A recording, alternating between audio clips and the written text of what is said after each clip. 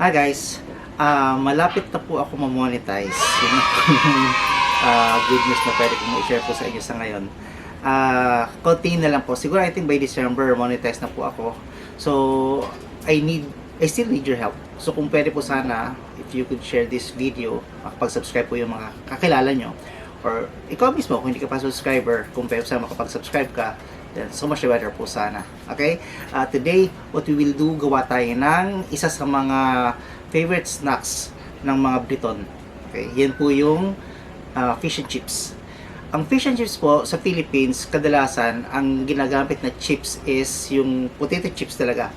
Pero sa UK, ang normally po talaga na ginagamit po doon ay wedges, yung mga potato wedges. Kundi naman fries na medyo makakapal yung pagkakagawa. Okay, yan po yung gagawin natin. Yung style nila. Now, I have my own version. Kahit na mapapaano malapit na rin po sa kanila din. It's just that ito, may konti lang akong binago para sa ikakalutong niya or ikakasarap pa. So, kung ano man yun, pinigyan nyo na lang po.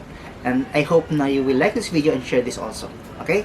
Hi there, Showbiz and Showboys. My name is Roland P. Pañares and welcome to my channel.